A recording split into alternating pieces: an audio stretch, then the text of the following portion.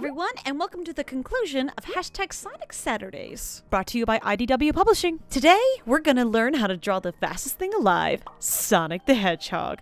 Before we start, make sure you have a pencil, paper, and a handy reference with you at all times, or, if you'd like, any of your preferred art programs to draw along with. Ready? Let's go! Part 1. The head. Firstly, when you're drawing Sonic's head, always start off with a circle. No matter the angle, Sonic the Hedgehog's head is a circular object. The circle also doesn't have to be perfect, just close enough. Next, we need to accurately measure where we're gonna place Sonic's eyes, muzzle, nose, and the rest of his head. A good way to measure is to pull up your reference. Make sure we're placing the eyes in the correct position. Let's put a guiding line right here, a little less than halfway in the circle. Next, let's find out where his muzzle is going to be placed at. I always place guidelines of his muzzle on the lower half of the circle. This also helps me a lot in knowing where Sonic is looking. Is he looking up? Is he looking down? Is he looking to the side? Who knows? Without these guides, you have no idea what's going on with Sonic. An extra thing that I personally like to do is measure the distance from the tip of Sonic's eyes to the top of his forehead. We need that extra space on his forehead to accurately place down his ears. I usually place it on the top of the circle. Because this is a 3/4 view, I'm going to add in one more guideline, and this is just to help out the volume of Sonic's head. Think of it like you're turning around an action figure. This is to help keep all his facial features concentrated in this area. It's super important to remember that Sonic is a 3D, 2D character. Once you have your guides, we can actually start drawing! First, start with his muzzle. Think of Sonic's face like it's made up of 3 mountains, or more like 3 hills, like green hills. Draw his nose. Think of it like a little bean. Use your guidelines, place those Sonic eyes to where our Hedgehog boy is looking. Make sure his eyes are like ovals and his pupils are similar. Be careful not to give him snake eyes though. Sonic is always smiling, so make sure you give him a nice smile. Make sure the white part of his eye is shaped like a warped M. This may seem like a strange design choice, but his design was very much inspired by like 90s and 80s types of cartoons. You'll learn a lot of his body parts are pretty retro. Sonic's ears are a little weird. They aren't exactly triangles, but they are. It's triangles, but fleshy. Circular triangles? That's a word. Speaking of weird triangles, it's time to draw Sonic's quills. So Sonic's quills are like curved cones, and their placement is super important. Starting from his eyebrow and curve, then stop. Start from this curve here and curve, then stop. Now we're gonna start from a little after Sonic's ear, right? Yeah, and curve and stop, then curve. Sonic's last quill always eludes me, so I start from the bottom of his head right here and curve, stop, curve, then stop. Now you just erase the overlapping lines. Look at that! We have a Sonic head, but wouldn't do any good to let it just float around, would it? Let's give the speedster a body, shall we? Part 2, the body. Before we start, we'll need some guidelines for our Blue Hero's skeletal structure, body stuff. Always sketch up your pose before you start.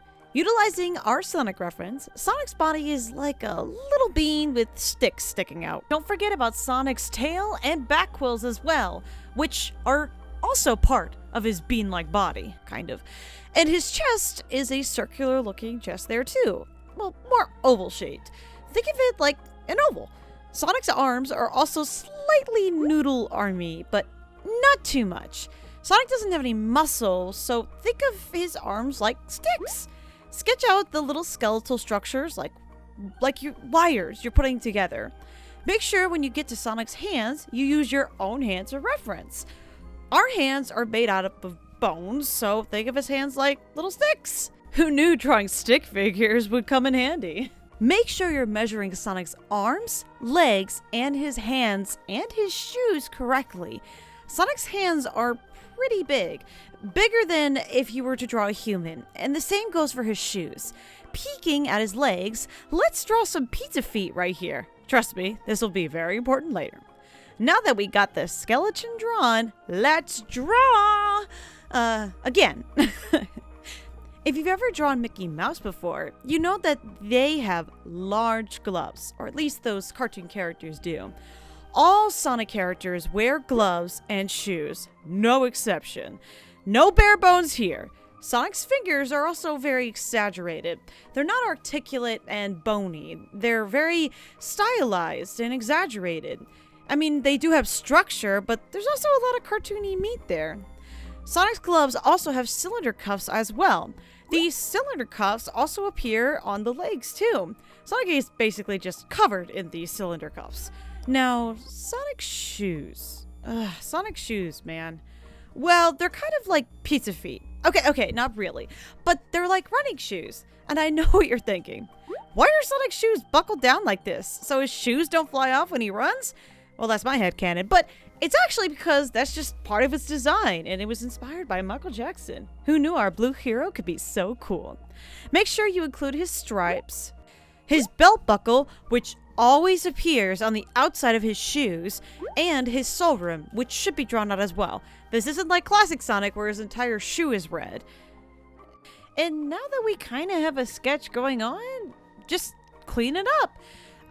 If you're using a pencil and paper, you could just gently erase your sketch. Not erase it all the way, just gently erase. And then kind of low-key line art over it, like clean it up. Kind of get those shapes in. And that way it's not just a sketchy, guided mess. You know what I'm saying? The best way to clean up, in my opinion, is to take things slow. I know in this particular video, it looks like I'm doing it very fast, but I'm not. I'm just speeding it up. But you need to really feel and understand his proportions. And if you made mistakes in the guiding process or in the sketch process, that's totally okay too. In this cleanup process, this is when like things get cleaned up. If you've made any mistakes like I did, then you go ahead and alter it and fix it up. Whatever program you're using, whatever paper you're using, it's all the same principle. And once we clean it up, and you're done. That's a nice Sonic there. Good job, guys. If you were drawing along, make sure you use the hashtag Sonic Saturdays so we can see how you drew Sonic. That's a nice Sonic there. If you like what you see here, be sure to follow me on my social media for more cool Sonic art and whatever else I post. And ensure you follow IDW Publishing for more amazing stories. Make sure to visit idwpublishing.com/Sonic for more comic books and more Sonic 30th anniversary fun. Take care!